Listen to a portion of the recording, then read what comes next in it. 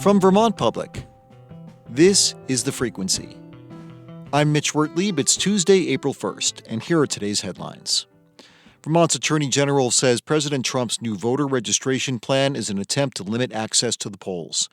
Under the proposal, all voters would have to visit their local town clerk to re-verify their citizenship status using a birth certificate or passport. The administration says the measure is needed to reduce voter fraud.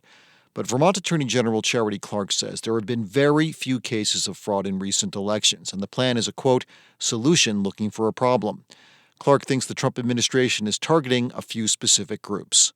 I can only think there's something malicious behind this when between 80 and 90% of women change their name when they get married, making it more challenging to prove citizenship in an easy way. Secretary of State Sarah Copeland-Hanzis also opposes the plan and says it is likely to be challenged in court. New England-based immigration lawyers say they remain committed to representing their clients despite increased scrutiny from the Trump administration. President Trump recently directed the Department of Justice to investigate immigration lawyers, especially those suing the administration.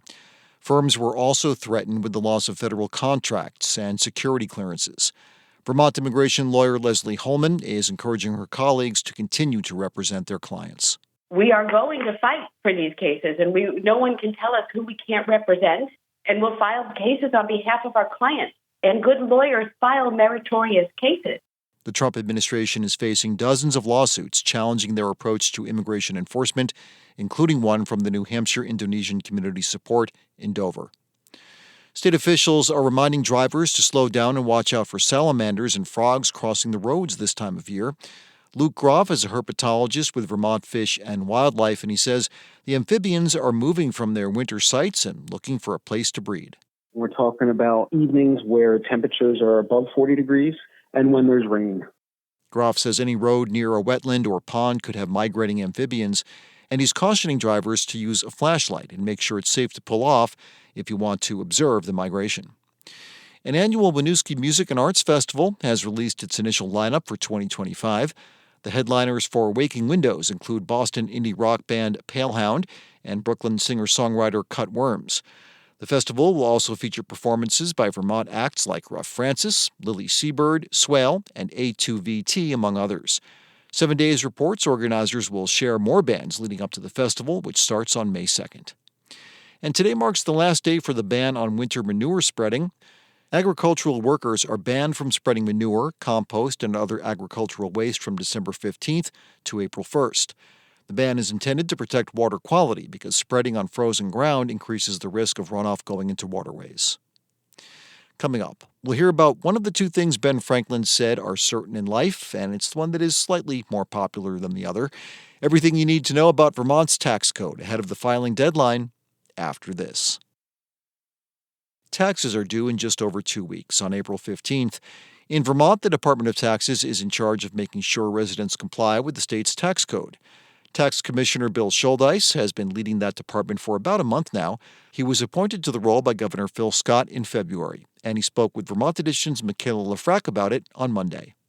I started in February, which is always interesting to start a new job for sure, but it's even a little bit more interesting to start it in the middle of a legislative session. So we've been working with the team over in 133 State, which is where the tax department is located. And if anybody has any questions or needs, they can swing in and see us, or they can go online and see us at vermont.gov and look at the tax department, and we have forms and online assistance there, and we also have access to the call-in line if they need additional assistance. Can you all do our taxes for us if we show up?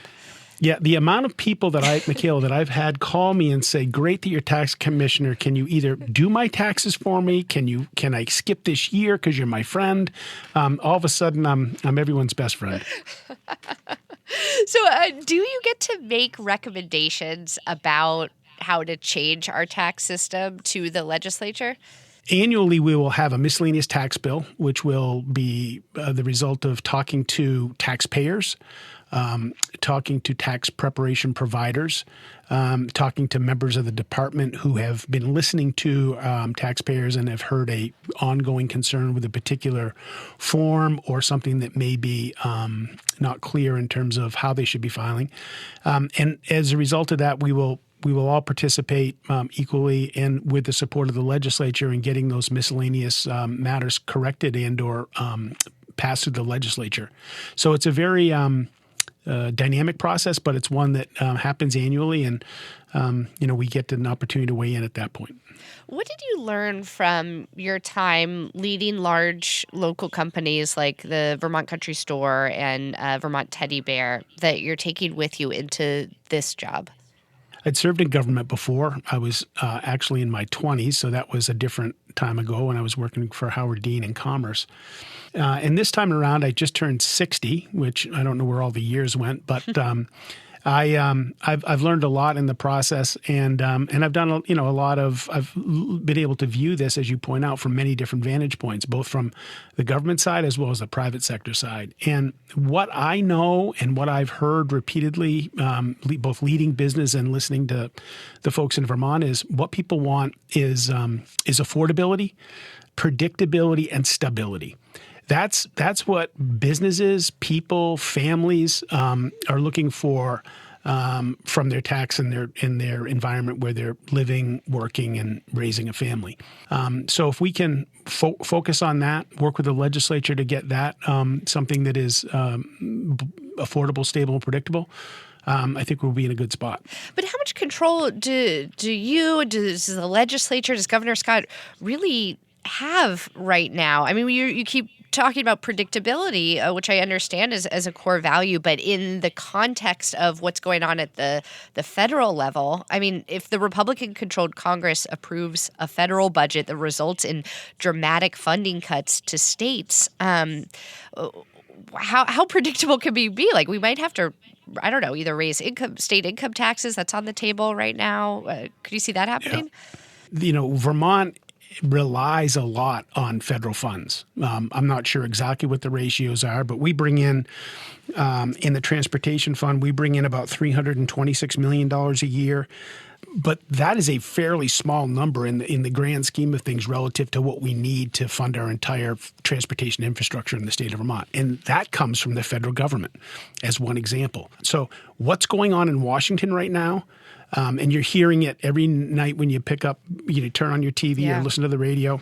But you see that unpredictability that's in there, and people are starting to second guess, what is happening, what can I predict, what is stable. And so I don't think that's good for anybody, honestly. And being in a place where we know what's going to happen at the federal level and can make those wise investments, I think are, something that I hope we can get back to something that's more historic in terms of that predictable environment I spoke of.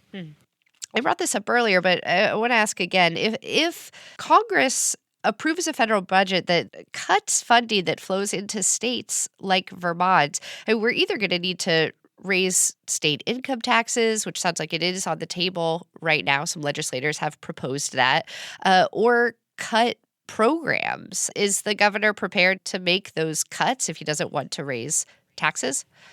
Yeah, I mean, the governor's been pretty clear about raising new taxes. That's not an option. Living within our means is, and, we have to really understand the impact that federal cuts or, things like the government not passing a continuing resolution to be able to fund the existing federal programs that we have right now.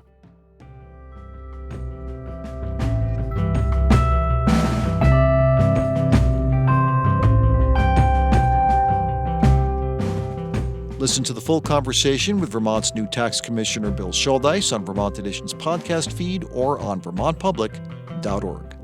And thanks for listening to The Frequency today. We had additional reporting from Bob Kinzel, the New England News Collaborative, Howard Weiss-Tisman, and Adia Golston. Our executive producer is Kevin Trevelyan, and our music is by Blue Dot Sessions. I'm Mitch Wertlieb. Talk to you tomorrow.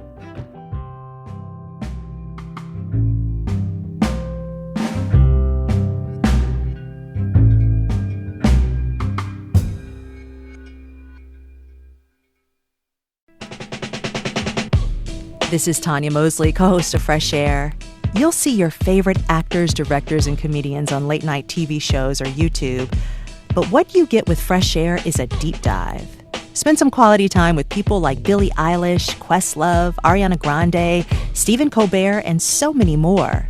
We ask questions you won't hear asked anywhere else. Listen to the Fresh Air podcast from NPR and WHYY.